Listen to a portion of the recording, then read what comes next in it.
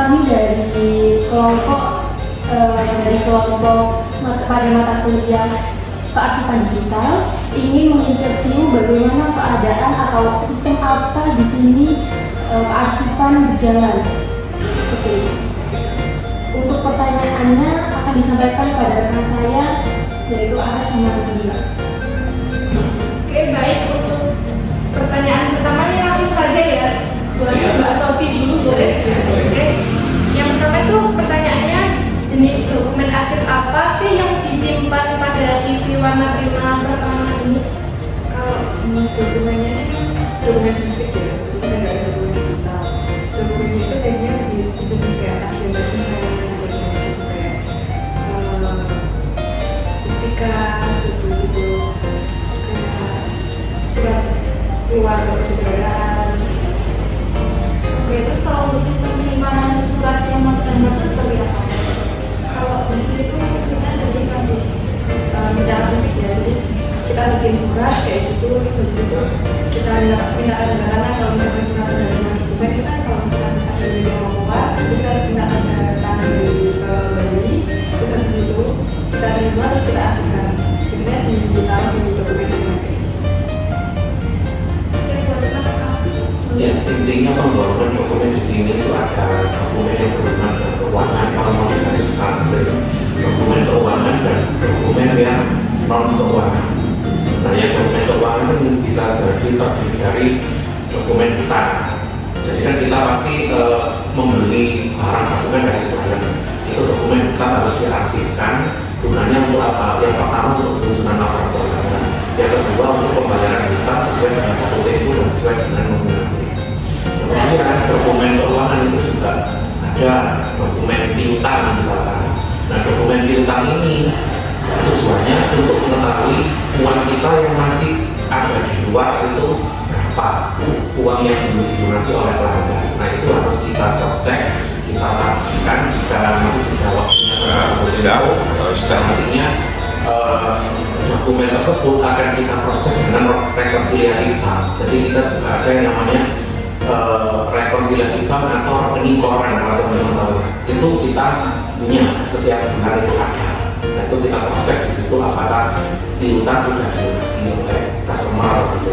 Kemudian untuk yang tadi menanggapi dari Sofi kayak surat jalan, kemudian surat BHST atau berita acara serah terima itu yang keuangan itu tujuannya juga banyak. Yang pertama yang paling krusial itu mengetahui bagaimana customer itu menyetujui apa yang tertuang dalam dokumen tersebut. Jadi misalkan dokumen itu menyertakan nomor yang dibeli, kemudian jenis kendaraan atau apa-apa, terus kemudian ada perjanjian singkat di situ. Misalkan barangnya sudah dibeli tidak dapat dikembalikan atau apa perjanjian itu ketika customer tanda tangan di situ kan ada bukti hitam di atas putih. Nah, disitulah arsip harus benar-benar kita selesaikan di situ. Kita simpan yang rapi dalam dokumen praktek yang nantinya itu menjadi penguat bukti bahwa kita telah mempunyai persetujuan dari orang tersebut. Terus misalkan kita ini juga menangani yang namanya jasa akun. Nah, jasa akun itu kita disini tidak ada. Nah, dokumen-dokumen tersebut selain diarsipkan dalam bentuk manual, itu dalam bentuk digital, mungkin yang dimaksud digital tadi dengan Pak Heru ya, itu dalam arti scan. Jadi dokumen itu kita scan satu-satu. Kemudian kalau bisa kita arsipkan juga di drive dokumen itu. Selain di hard disk, kita juga punya hard disk dari kantor, kita arsipkan di drive Google Drive. Jadi kita punya data arsip. Disitulah nanti ketika ada selisih data, kita bisa cross check di situ. Kita punya data yang benar. Jadi garis besarnya bisa diartikan dokumen keuangan dan non keuangan itu taruh di sana. Oke, pertanyaan selanjutnya itu tentang apakah ada arsip itu memiliki kendala atau hambatan dalam mengelola arsipnya? Ya, hambatan dalam mengelola arsip. Kalau hambatan mengelola ini mengelola arsip itu kadang kita kayak kesulit gitu loh, karena kan kebanyakan kita pakai data fisik gitu. Jadi kadang ada yang sulit gimana gitu, ya gimana caranya biar kita bisa mengendalikan lagi gitu. Jadi seperti yang dibilang sama Safi tadi, kita kan punya data backup di drive gitu.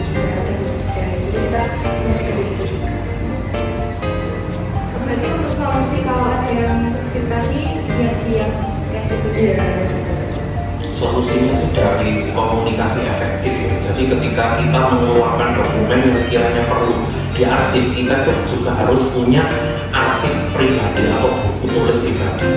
Misalkan hari ini saya ngeprint surat A misalkan, itu kita nulis kecil-kecilan ngeprint surat A. Jadi ketika arsip tersebut belum kita terima, nah itu kita punya notis sendiri. Kita akan menghubungi orang yang bersangkutan yang berhubungan dengan arsip itu supaya arsipnya tidak seperti itu. Intinya kuncinya di komunikasi efektif. Harus ada alur komunikasi. Ini menghubungi siapa, menghubungi siapa. Terus bagaimana sih cara penggunaan arsip yang sudah lama? Itu apakah dilakukan penyusutan atau dibuatkan ruang sendiri? Kalau arsip jika sudah 5 tahun ke atas gitu ya, itu akan dibuatkan, iya 5 tahun ke atas akan dibuatkan arsip sendiri, dibuatkan kardus gitu, terus kita taruh yang rapi, kita solasi, kita arsipkan ke kantor pusat. Dan itu tidak akan dibuat dokumen itu sampai kapan pun tetap ada ruangan arsip sendiri. Dan arsip itu harus ditulis benar-benar jelas di kardusnya. Misalkan arsip berita acara serah terima dari tahun sekian sampai tahun sekian, dan harus dipastikan juga tahun misalkan 2019 itu dimulai dari Januari sampai Desember. Jadi kita merunut datanya akan berapa. Misalkan kita diminta bongkar data ini arsip, tolong catatkan BAST tahun 2020 bulan Juni. Nah kita sudah tahu itu tempatnya di mana, kemudian arsipnya yang di sebelah mana. Dan metode untuk mengumpulkan arsipnya, baik yang sudah dikerdusi atau belum, itu bisa dua cara. Dan ini menurut saya sama-sama baik. Jadi pilih aja mana yang menurut kita cocok. Yang pertama itu dokumen yang semakin usianya makin tua, misalkan Januari, Februari itu diarsipkan urut dari atas ke bawah, atau bisa jadi dari bawah ke atas. Jadi bulan yang paling muda yang paling atas, atau bulan yang paling muda yang paling bawah, itu bisa dikondisikan sesuai dengan kebutuhan kita, orang-orang personalnya dan orang-orang sisi. Berarti penyusunannya itu dari nama wilayah atau nama kota atau dari apa dulu? Kalau nama wilayah tergantung dokumennya juga ya. Kalau misalkan kayak SC tadi kan memang ada nama wilayah, terutama wilayah orang yang jadi customer sesuai dengan KTP. Nah ini perlu juga kita minta KTP-nya sebentar, kita fotokopi, dan di situ nanti bisa dituliskan A itu kota, yang huruf A itu apa, terus misalkan yang B itu Bandung. Nah itu bisa.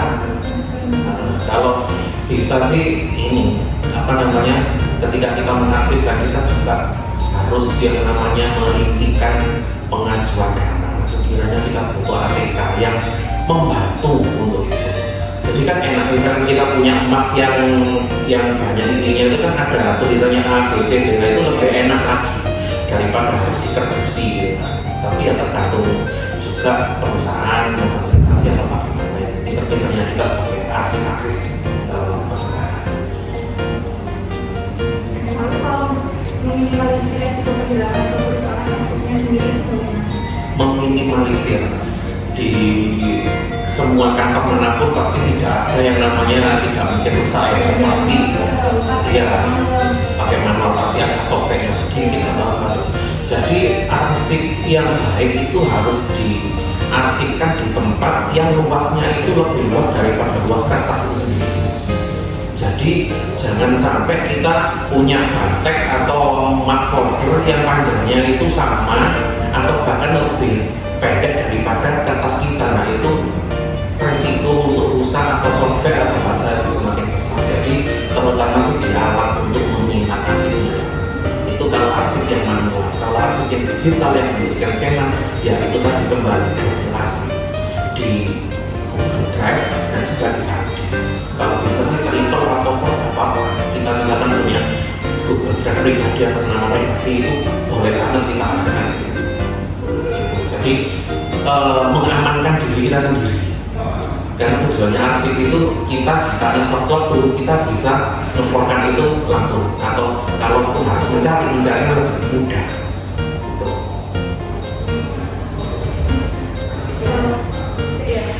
Misalnya dari Mas Hafiz tuh untuk arsip digital dan imbalan yang kita terakhirkan itu biasanya kalau kayak manual digital. Iya. Kira-kira apa? Ada rencana untuk melakukan ke digital semua gitu kan? Kalau selama ini arsip yang memang wajib kita digitalkan itu adalah arsip nota-nota jasa aktif ya. Kalau nota ataupun dokumen yang lain selama ini kan masih manual. Sebenarnya itu tidak perlu didigitalkan, tapi misalkan mau digitalkan seperti itu lebih baik kan?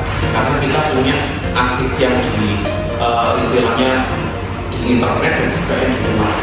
Tapi itu masih belum ada wacana seperti itu sehingga kita juga terbatas waktu, kemudian terbatas kemudian kerja gitu. Nanti misalkan ada yang PKL atau melakukan magang industri kita nanti bisa diperlakukan gitu. Mungkin kelihatan kayak fotokopi atau nyekan gitu ya, karena kan cuma nyekan padahal dan itu memang di sini kita bekerja sebagai karyawan atau magang itu pasti perusahaan akan minta kita bekerja sesuai kebutuhan yang sekarang sedang besar. Kecuali kalau bikin kopi yang lain tidak ada di sini seperti itu.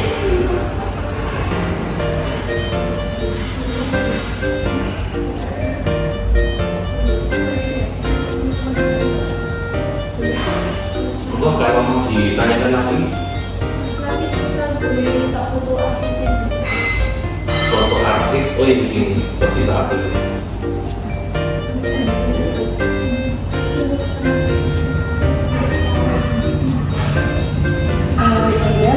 Mas Mbak, terima kasih atas waktunya dan juga partisipasinya untuk kita wawancarai.